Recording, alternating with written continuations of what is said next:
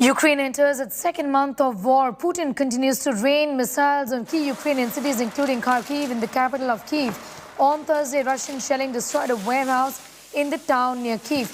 My colleague Rajesh Pawar is getting us the very latest on that big story. Rajesh, first, a situation update. What really is going on in the capital city of Kyiv as the Ukrainians continue to put up a fierce defense against Russia? Take us to the details.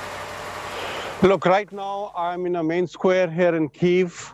There has been calm in the night last night after about 48 hours of continuous fighting. Fighting in the sense continuous bombing of rockets and artillery fire on the outskirts of Kyiv. Last night was relatively calm, and there have been no reports of fighting or any ground offensive around Kyiv, or in fact most parts of Ukraine, except in the areas of Donetsk and Lugansk. There was expectations that after this NATO summit, in case America and NATO takes a more aggressive stance, fighting will escalate. It has not happened that way. Looks like there is a softening of stance from Ukraine's side, and it is an indication probably both the sides will be meeting very soon for some kind of negotiated settlement. Over to you. Yes, also, Rajesh, take us to the details of the manner in which Mariupol also has been putting up a very, very strong resistance, an up-to-date situation about how the strategic port city is holding up, really.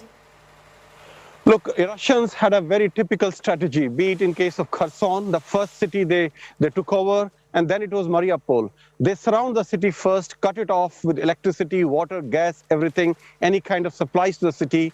And once they cut it off, then they start pounding the areas which are of any kind of military importance, or wherever they feel some kind of militia or military has been housed, and then they start moving in. Mariupol took so long because there were a lot of Azov battalion people. The right-wing militia was there in large numbers. They were holding back, and they were really giving a stiff resistance to the Russians. And Russians had to clear each and every house, room by room, and every house, street by street. And that's why it took them so long. But right now, as we speak, most of the city of Mariupol and the port is under Russian control.